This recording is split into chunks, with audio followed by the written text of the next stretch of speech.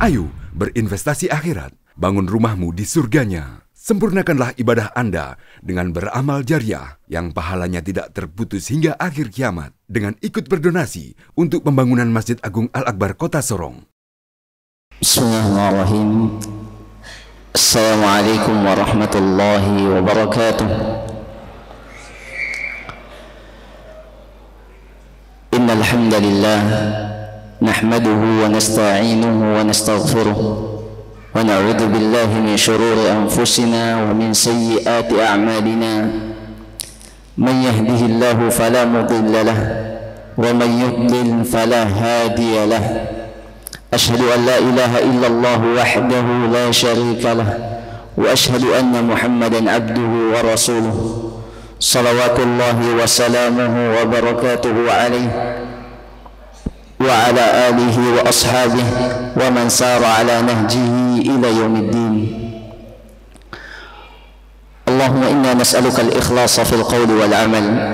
Allahumma 'allimna ma yanfa'una wanfa'na bima 'allamtana wa zidna 'ilma wa aslih lana sya'nana kullahu wa la takilna ila anfusina tarfata 'ain.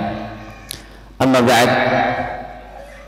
Ikhwani akhawati fillah, para jamaah Masjid Raudhah yang semoga kita semua senantiasa dirahmati Allah Subhanahu wa taala.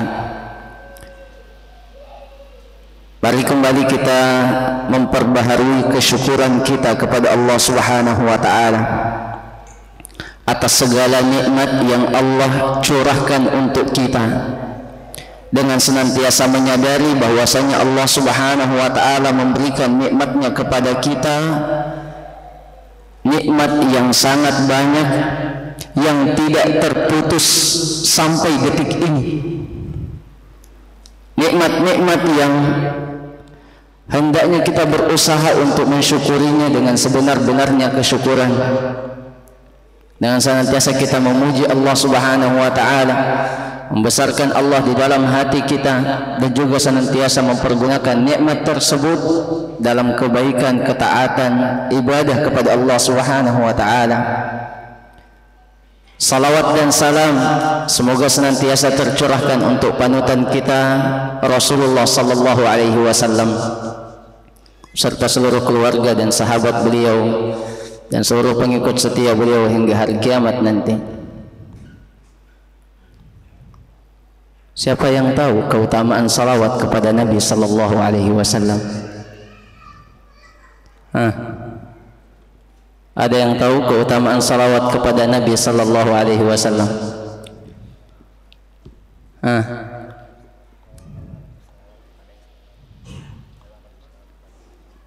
Nah, ahsan. Bahwasanya orang yang bersalawat untuk Nabi sallallahu alaihi wasallam dengan satu kali salawat, sallallahu alaihi biha asyra, maka Allah akan bersalawat untuknya dengan 10 kali salawat. Maka jangan bakhil, jangan pelit untuk mendapatkan keutamaan kemuliaan ini. Ucapkan Allahumma salli wa sallim ala nabiyyina Muhammad. Ini adalah ucapan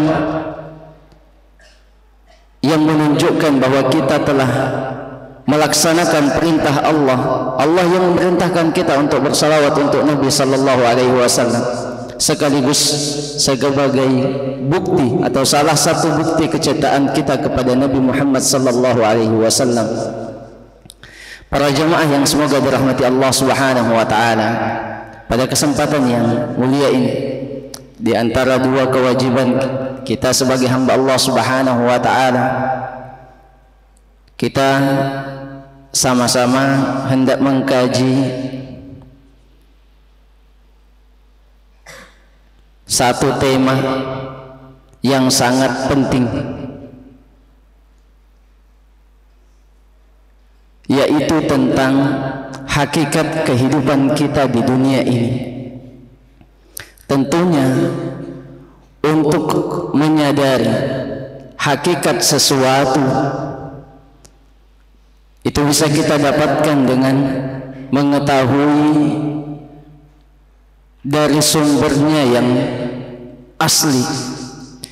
Karena apabila seseorang tidak mengetahui hakikat sesuatu, maka boleh jadi dia terjebak atau tertipu. Yang ia ketahui ternyata sebuah kepalsuan yang akhirnya membuat dia tertipu. Hakikat keberadaan kita di dunia ini dijelaskan oleh Allah Subhanahu wa taala di dalam ayat-ayat Al-Qur'an ataupun melalui hadits-hadits Nabi alaihi salatu wassalam, untuk senantiasa kita perhatikan, untuk senantiasa kita kaji, kita imani, agar kita tidak menjadi hamba Allah Subhanahu wa taala yang tertipu. Yang mana dalam banyak ayat Al-Qur'an Allah Subhanahu wa taala mengatakan bahwasanya sangat banyak manusia yang tertipu dengan keberadaannya di dunia ini. Kalau dalam aktivitas kita, pekerjaan kita, bisnis seseorang tidak mau tertipu, maka semestinya terlebih lagi dengan keberadaan kita di dunia ini. Kita tidak mau tertipu, yang menghabiskan waktunya dengan sesuatu yang ia sangka bahwa inilah hakikat keberadaannya di dunia, ternyata bukan di sana kesenangan atau kebahagiaan yang hakiki yang dia kejar. Mari kita renungkan firman Allah Subhanahu wa taala di dalam surat Al-Hadid ayat 20. Ini adalah salah satu ayat dari sekian banyak ayat yang menyebutkan tentang hakikat keberadaan kita atau kehidupan kita di dunia ini. Allah Subhanahu wa taala berfirman, "I'lamu annamal hayatud dunya la'ibun wa lahwun wa zinatun wa tafakhurun bainakum wa takathurun fil amwali wal aulad." Ketahuilah bahwasanya sesungguhnya kehidupan dunia ini hanyalah permainan dan sesuatu yang melalaikan. Begitu pula perhiasan dan bermegah-megahan di antara kalian, dan saling berbangga berlomba untuk memperbanyak harta dan anak-anak. Kamathali ghaythin a'jabal kuffara nabatuhu thumma yahiju fatarahu musfarran thumma yakunu hutama. Seperti tetesan air hujan yang membuat para petani itu takjub, terkagum-kagum karena melihat tanaman yang tadinya tidak ada kemudian tumbuh menjadi tanaman yang hijau, akan tetapi kemudian menjadi kering, warnanya menguning, kemudian ia hancur dan hilang. Wa fil akhirati adabun syadidun wa maghfiratun minallahi wa ridwan wa mal hayatud dunya illa mata'ul ghurur. Kemudian di akhirat nanti ada adab yang pedih dan ada pula ampunan dan ridha Allah Subhanahu wa taala.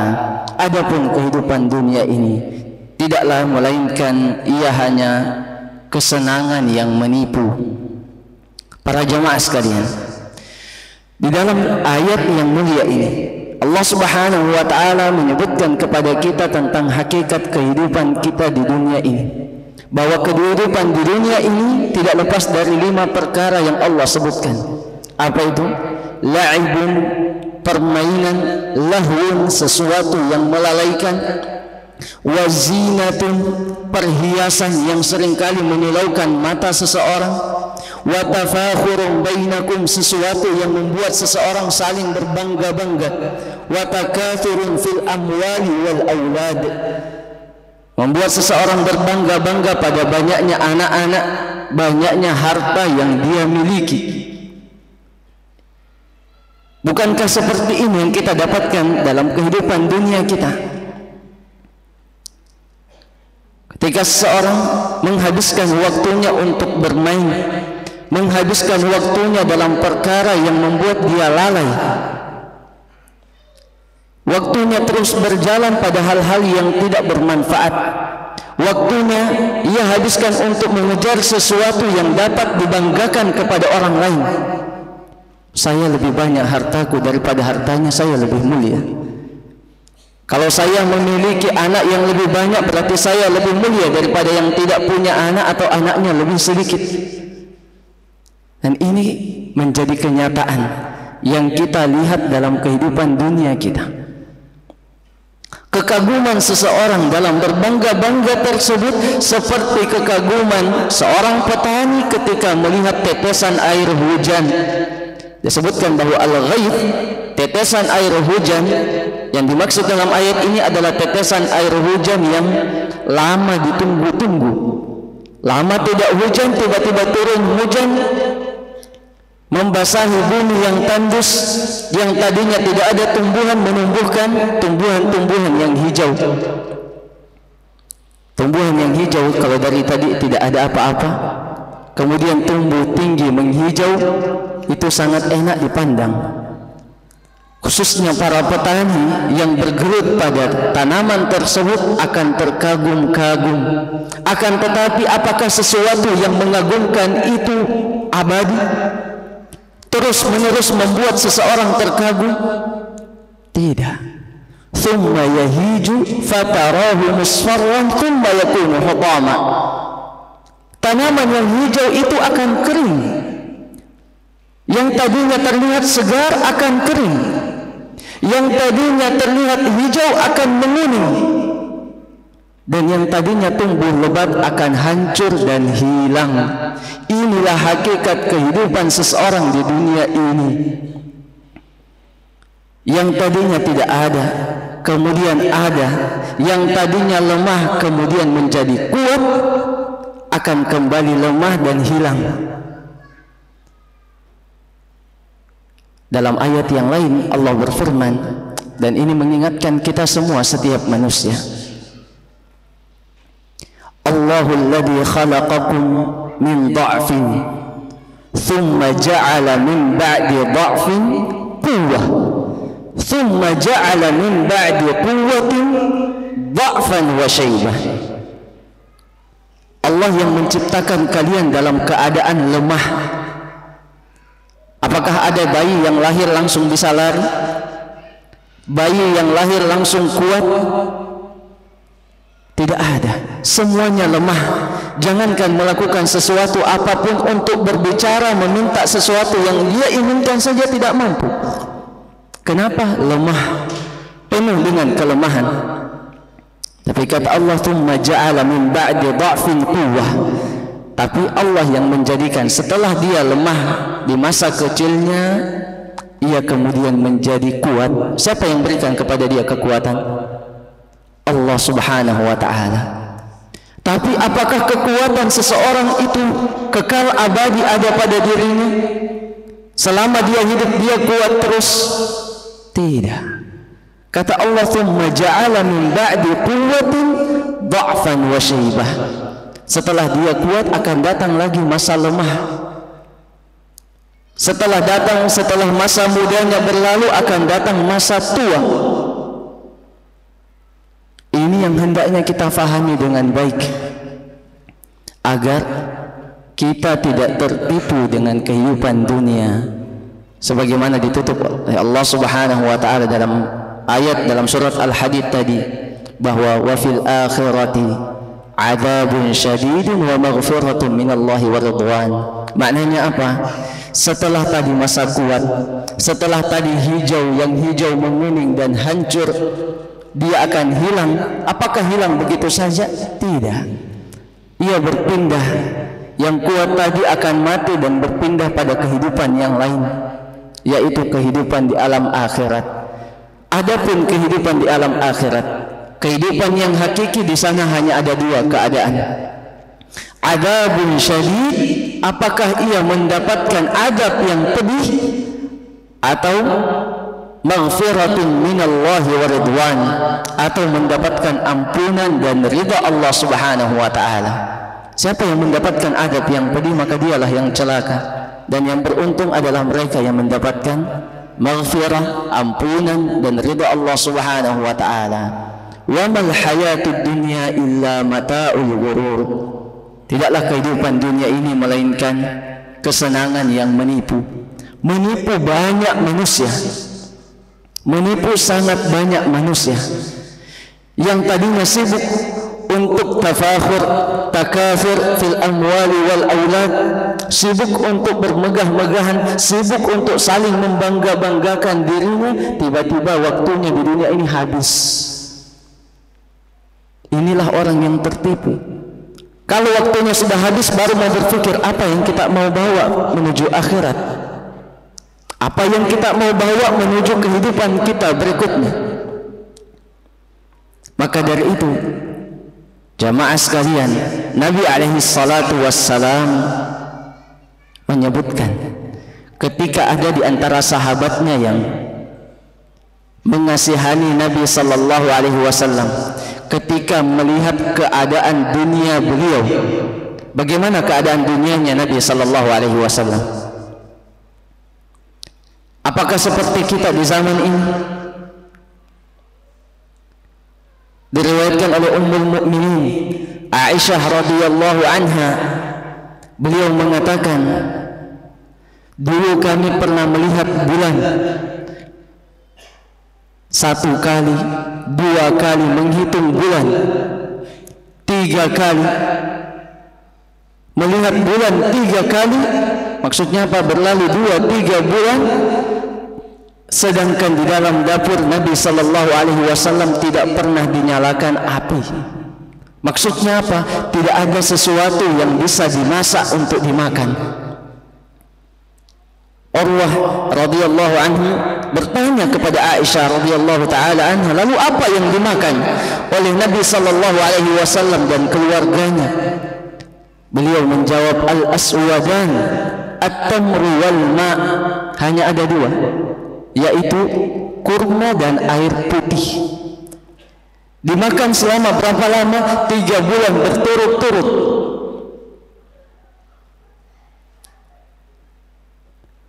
Keadaan dunia Nabi alaihi salatu wassalam pernah ditangisi oleh Umar ibn Khattab radhiyallahu anhu, yang ketika beliau masuk ke dalam kamarnya Nabi sallallahu alaihi wasallam, ia mendapati Nabi sallallahu alaihi wasallam sedang berbaring di atas tikar. Apakah tikarnya Nabi seperti karpet yang kita tempati ini? Tidak. Umar radhiyallahu anhu mengatakan ketika Nabi sallallahu alaihi wasallam terbangun karena beliau datang, beliau melihat bekas tikar tersebut di tubuh Nabi sallallahu alaihi wasallam. Karena tikar yang digunakan beliau berbaring tikar yang kasar, berasal dari pelepah kurma. Umar radhiyallahu anhu menangis. Nabi sallallahu alaihi wasallam bertanya, "Ma yubkika ya Ibn al-Khattab?" Apa yang membuatmu menangis wahai Umar Ibn al-Khattab? Umar mengatakan, "Ya Rasulullah, penguasa-penguasa dunia, Kisra dan Kaisar, Raja Romawi dan Persia sedang bermegah-megahan menikmati dunia ini. Lalu engkau adalah orang pilihan Allah, engkau adalah utusannya, sedangkan keadaanmu seperti ini." Nabi alaihissalatu wassalam hanya mengatakan, "Tidakkah engkau ridha kalau dunia itu untuk mereka dan untuk kita kenikmatan di akhirat nanti?" Yang mengingatkan bahwa orang yang beriman lebih mengutamakan kehidupan akhiratnya, lebih mempersiapkan dirinya pada kehidupan yang hakiki. Adapun kehidupan di dunia ini adalah kehidupan yang sementara. Maka Nabi alaihissalatu wassalam menyebutkan dalam hadits yang lain, "Mali wad dunya," apa urusanku dengan dunia ini? "Ma ana fid dunya illa karakibin istadhalla tahta syajaratin thumma raha wa tarakaha." Tidaklah keberadaanku di dunia ini kecuali seperti seorang pengendara yang sedang melakukan perjalanan jauh, yang kemudian mampir sejenak di bawah pohon, kemudian ia pergi dan meninggalkan pohon tersebut. Seseorang yang berteduh di bawah pohon, inilah permisalan keberadaan kita di dunia ini. bahwa kita sedang berada di bawah pohon dan pasti akan meninggalkan pohon ini. Tidak mungkin terus-menerus berada di situ. Kenapa tujuan kita bukan di sini? Tujuan kita masih ada di depan. Kita masih terus berjalan. Maka kata Ali bin Abi Thalib radhiyallahu anhu, sepupu sekaligus menantu Nabi alaihi salatu wassalam, irtahalatid dunya mudbirah wartahalatil akhiratu muqbilah. Mari kita sadari bahwa dunia ini pergi berjalan ke belakang kita, meninggalkan kita. Adapun akhirat sedang berjalan menghampiri kita dari arah depan. Walikulli wahidatin minhuma banun. Dan masing-masing baik dari dunia ataupun akhirat ini punya anak-anak. Fakunu min abna'il akhirah wala takunu min abna'id dunya. Maka jadilah kalian anak-anak akhirat dan jangan sekali-kali menjadi anak-anak dunia. Fa innal yawma 'amalun wala hisab wa ghadan hisabun wala 'amal. Karena sesungguhnya hari ini adalah kesempatan untuk beramal meskipun belum ada hari perhitungan. Akan tetapi di hari besok ketika akhirat sudah tiba, di sana hari perhitungan dan tidak ada lagi kesempatan untuk beramal. Ini yang harus kita sadari, bahwa kita sedang dalam perjalanan. Kita santai, kita tidur, kita sungguh-sungguh, kita beribadah dan seterusnya. Waktu kita berjalan, apapun yang kita lakukan, waktu kita terus berjalan dan tidak berjalan mundur, berjalan maju menuju ke akhirat. Semakin bertambah umur yang Allah berikan kepada kita, semakin dekat kita dengan kehidupan akhirat tersebut. Sebagaimana disebutkan dalam salah satu kisah, Al-Fudail bin Iyad, salah seorang atba'at tabi'in rahimahullahu ta'ala, yang seringkali dimintai nasihatnya. Salah seorang yang sudah agak berumur meminta nasihat kepada beliau rahimahullah. Kemudian beliau, Fudail bin Iyad, hanya bertanya kepada orang tersebut dengan mengatakan, "Kam umruk?" Berapa umurmu? Qala 60 sanah.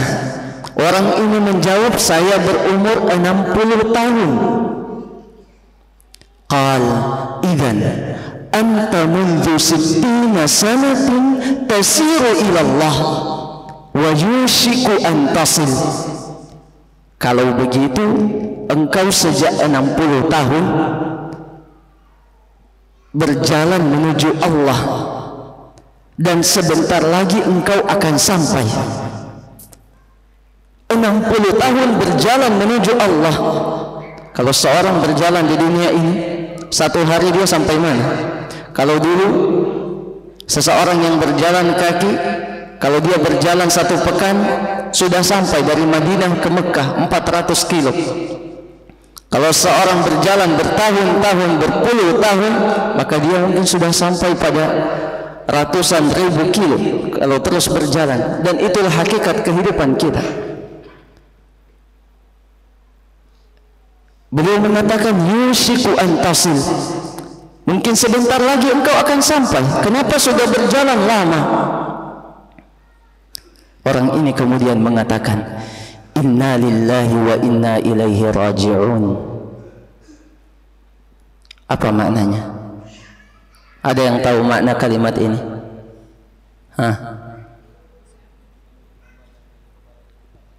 Sesungguhnya kita milik Allah dan kepadanya kita akan kembali.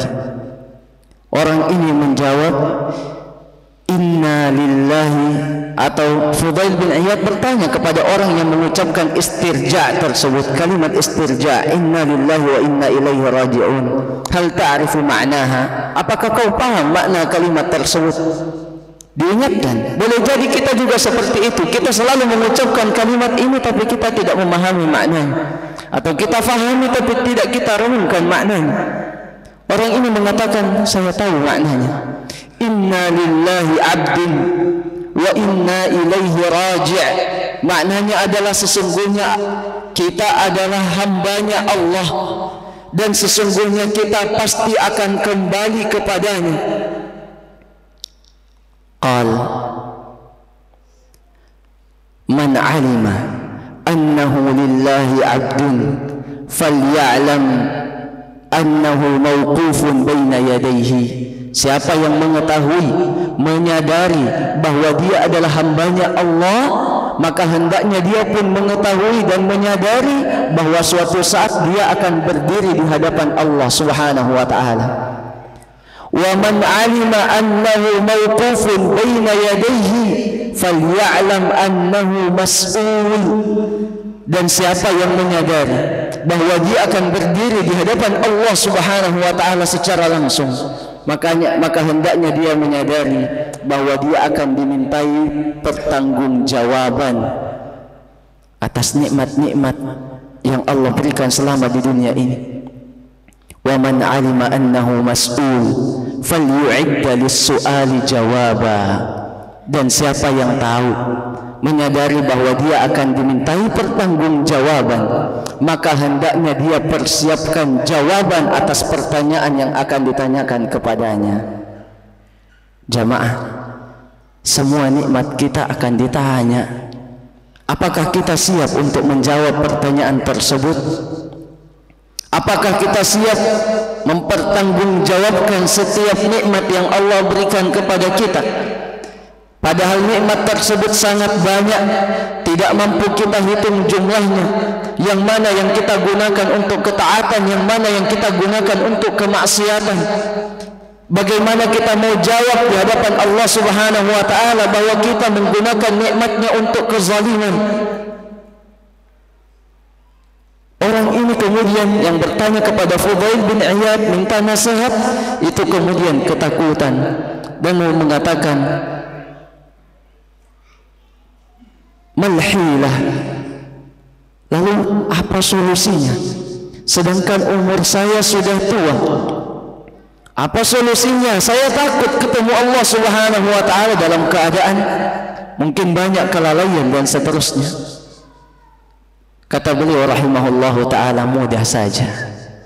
Siapa yang sudah sadar bahwa dia punya banyak kekurangan dalam menjalani kehidupan dunia ini, beliau mengatakan, ahsin ma baqi yaghfirullahu laka ma qad madha wa ma baqi fa innaka in asa'ta fi ma baqi ukhidta ala ma madha wa ma baqi.